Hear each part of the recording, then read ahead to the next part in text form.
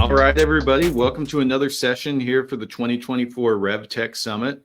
I am joined by the one, the only Ryan Westwood. He's a serial entrepreneur, just started his next venture, Fullcast, and really excited to talk to Ryan around quota attainment, territory management, and what's going on with that, how you can make the most of it and set your teams up for success. But before we really hop into it, Ryan, happy to have you here. Would love you maybe just a little intro. You've done a lot of interesting things over your career. So for those that don't know you and what you've done, do you mind just telling everybody a little bit about yourself? Yeah, I don't love talking about myself. So I'll just briefly say I'm a serial entrepreneur, love building companies, love forming teams. And I've enjoyed entrepreneurship since I was a child, really at 8 years old. It's been a life passion of mine. And I'm thrilled to be operating Fullcast now. Awesome, awesome. Yeah, Ryan is underselling himself, but you exited from a few companies. Now here at Fullcast. But let's get into the meat of it and talk about this a little bit. So, what we really want to talk about is quota attainment. How do you set your reps up to hit that number? How do you set a good number? A lot of different things, but one is like, why are more reps miss quota than hit quota, and why do you think that is? Yeah, Billy, it's interesting. The numbers have continued to go up. We're actually going the wrong direction. And if you really drill in and you think about it, it's not just we talk about quotas, but we're talking about human beings losing their jobs, Yeah. and we're talking about families losing opportunity to put food on the table. And I think that the blame can easily, and I say the word blame, but really the risk and all of this can be distributed both to the company and to the reps. But I think companies need to take far more responsibility than they have been. I think there's a lot of I got a friend, I got a call from a friend the other day, Billy, who is an incredible AE. He's been hitting over 200% of his number for a decade, and he missed and got let go this year. Hmm. And I asked him, why do you think it was? And he said, well, one, there wasn't much planning done. And so I started to think about, okay, wonder how often that happens. And I saw the statistic from Sales Management Association, over 65% of companies admit to not doing enough planning. Then I start looking a little bit further, and you start to see that not only are they not doing the planning, but you see that the companies haven't spent the time to actually go through the data, and they're getting a top-down number, and they're just distributing that number without a lot of forethought, Yeah. and it's affecting these reps. Yeah. So let me ask you this on the planning side of things, not enough planning, top down number, not an uncommon way in companies I've been at to say, okay, this is the quota. And you're just like, okay, like that's the quota. But what do you think goes into effectively planning for a sales rep to hit their number and to make quota? Yeah, well, one thing that I want to say too that just is an interesting number also is 45% of companies admit to actually giving out the territories late. Yeah. Nothing worse for a rep than knowing you have a number, knowing the time period at which you have to hit that number is not going to change, even though the company has distributed them months late. Billy, I remember working with Salesforce, and I remember they hadn't distributed territories 2 months into the year, and what Wow. kind of impact that had on reps. But when you think about what goes into building great territories, there's a lot of things. One, you're looking at what are the current accounts, looking at prospects and the total addressable market, looking at what's your industry penetration in those different verticals, what's the historical achievement in those territories, what's your win rates like, what is that region, and what is the brand like in that region. There's a lot of inputs that go into building great territories, and my fear is that many companies don't really give their reps the shot they should, because they're putting the time and energy into thinking through these important pieces to putting territories together for reps. Yeah. Okay. So they named off a lot of different things to look at as you're going through that. And the first thing is you're at Salesforce, huge company, 2 months into the year before they gave people territories. My brother's been a sales rep for years, and I remember company he was at not too long ago. He kind of had the same story. He was like, okay, like I've been given my number, my quota, but I don't really know like who I can engage and who I can't engage. I'm trying to engage as many people as I can without, getting my hand slapped for engaging the wrong person because they haven't told me like what the rules of engagement are, if there are even any. Um, so where do you get all like there's a lot of things you can look at. Where should companies be looking to get all this data? Are they even tracking some of it? Well, a couple things that come to mind. One is if companies are really honest, a lot of them are setting quotas and territories in a very arbitrary way. Yeah. And what I think where it needs to start is there needs to be transparency with the sales team. I think great leaders, they put the time and effort and the energy into the planning, and then they're transparent about what the process looks like. If you're a salesperson and there's not been transparency around how these things are done, you're at the wrong organization. You need to be in an organization that can explain these things. And when you look at organizations who do this in spreadsheets versus organizations who do it on a platform, there's a lot more productivity on a platform. And the reason for that is current data, right? In a spreadsheet, do you have the latest data? Do we have to keep putting in the data points? And then there's a lot of human error in those spreadsheets. And then I find that there's islands where there's people in different regions, different sales managers have different methodologies.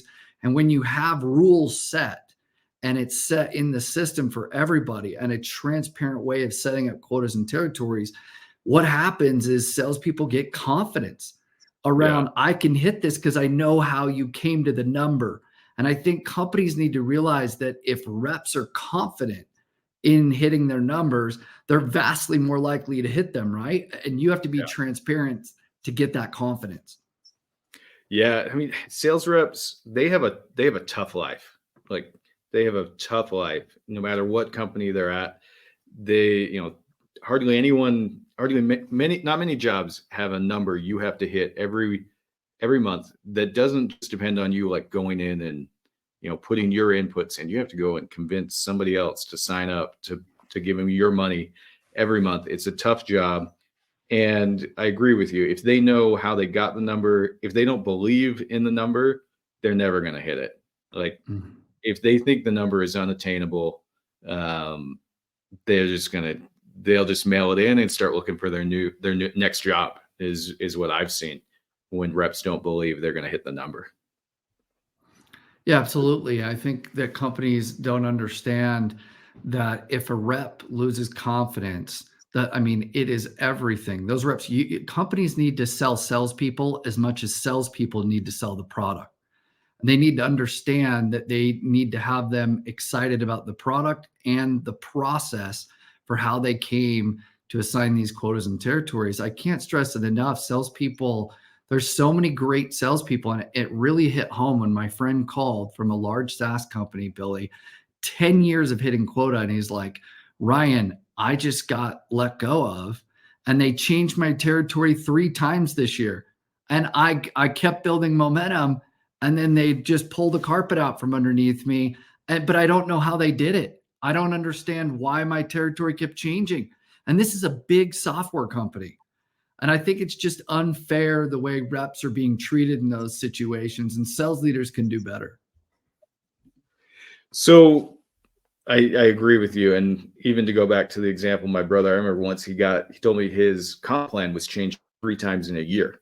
And after the Same third thing. time, he was just like, you know what? I'm out. I'll go find a new job.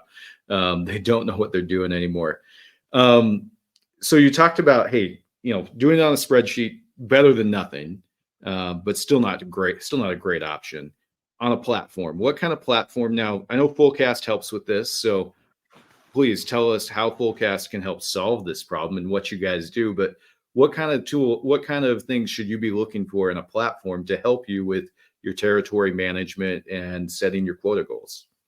you should be able to input the data, and then the platform give you a directive and help you figure out your everything from your capacity, the number of reps you need, what the quotas should be, how to break down the territories by verticals, regions, products. You should be able to get those outputs from the platform with actionable data. And then the platform should be able to utilize different AI components to be able to make it easy and seamless for reallocation of quotas and territories. Let me give you some scenarios. You have a great salesperson who's been hitting quota for years and quits. Okay, now how do we reallocate quota and territories? That should be, rules should have been set in the planning process, and that should be automatic. That shouldn't be something where someone has to manually go in and make those changes. That should be seamless. A rep resigns. How does that territory and quota get reassigned? Those things should be efficient and quick. And those minutes and days, those impact reps, and it impacts their earnings, not just their keeping their jobs, but their earnings when leadership isn't able to effectively communicate what to do in these scenarios. I agree. I agree. Nothing. I mean, the example of rep leaves. What do you do with his territory? What do you do with his open ops? Who do you distribute them to? Like that can take a couple days for a sales manager to figure out. Sometimes in the best case scenario. Okay, so Fullcast. I know you guys have a co-pilot for RevOps. Tell us a little bit about what that does and how that helps the RevOps function with all of this territory management. Thanks for asking, Billy. So when you think about, we have what's called smart plans that helps you plan out your territories and quotas. You input the data, and it will help you to do that process. Then our co-pilot is what helps you to make those adjustments to quota and territory real time. And if you think about it, we've been thinking of this in an annual planning process. It's no longer an annual planning process. It's a quarterly cadence. If you think about capacity, you have to be adjusting. If I'm a sales leader and I have 3 high performers quit, and I have 2 new reps, and I don't know exactly what the ramp time is yet for those new reps. And I haven't added the sales cycle, and I haven't balanced it with the people that quit. And I didn't just redistribute resources based on that on a quarterly basis. My odds of succeeding and hitting my number have gone down drastically. So when you think about organizations that plan well, I saw in the Sales Management Association that they're 4 times more likely to hit their quotas when they plan these things and they're thinking. So I think we need to be thinking about these things on a quarterly basis. It's no longer an annual plan and put down your pencils. Yeah. I agree that, I mean, it's easy to do just the one annual plan and people love it. They kind of just move forward. They're like, here's the plan. I've done it myself, but you got to adjust every couple months, quarterly, if not monthly, sometimes when things get especially turbulent. So what do you think? Like, so with Fullcast, you're able to adjust on the fly very, very easily. For sales leaders, what's your advice to them? Like, even if they're not using a tool like Fullcast, how often should they be evaluating things on their own? And what are the biggest factors you think they should be looking at in terms of adjusting, whether it's territory, quotas, redistributing ops, whatever it might be?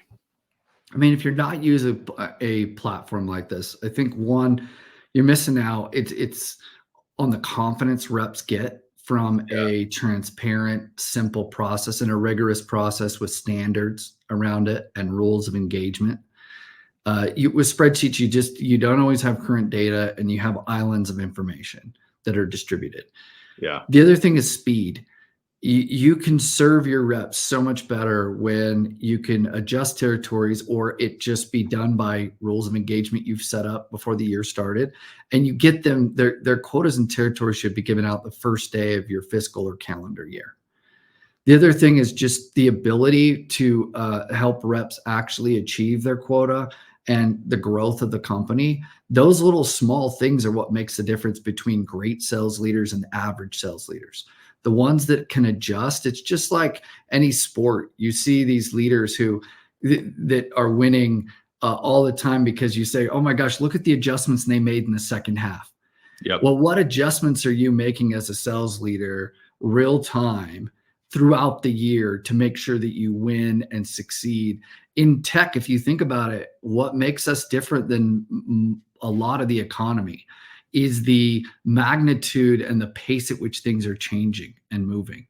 And we have to be alert to those things to stay on top of our jobs. Okay. I like it. Can you give us some examples of a few things you might tweak as you're going throughout the year, like when it comes to quota or just coaching on what you would be doing? Yeah. So a good example is, you know what, we realized that these 3 reps are way overachieving what we expected, right? So maybe I've got to make an adjustment overall to the territories of these reps or the quotas, or maybe I need to hire more BDRs to support them because they're on fire. So how am I adjusting and hiring up on those BDRs? Or do I have the right number of ratio of CSMs? And are those customer success reps helping in the process? And do we need to ramp them up because we're selling a lot more? We're doing more deals than we thought we'd do. Or our win rate's way lower than we thought. Therefore, we might have to hire more reps. I mean, you gotta be looking at those metrics and making those adjustments. I like it, especially the example of, hey, we're crushing it. We actually, let's go downstream a little bit and look at the CSMs. Do we have enough coverage there? Because you can bring the customers in, but if you can't onboard them, can't keep them happy, it was all for naught. Yeah, absolutely. Okay. All right. Ryan, this has been really good. Is there anything else that you're like, man, if Billy was smart, he would have asked me about this? I feel like you're really, really smart, Billy, because there's nothing else I would have asked. Okay. Okay. Well, if you haven't checked out Fullcast, is it fullcast.com? That's right. Okay. Go to fullcast.com, check them out, get the demo. Very cool product. You should at least take a look. It's bound to, like, I've been there where the sales reps lose confidence and you just see them kind of walk out the door. Anything you can do to keep your sales reps, my experience is it takes about a year before a rep is really doing well for you. So how do you keep selling your sales reps and making them feel empowered and like they're on the winning team until you get that year mark where they really know your product, they really know your market, your customers, and they can be that rep that's overachieving. So check it out, fullcast.com. And with that, we'll go to the next session here on the RevTech Summit. Thank you again, Ryan. Thank you, Billy.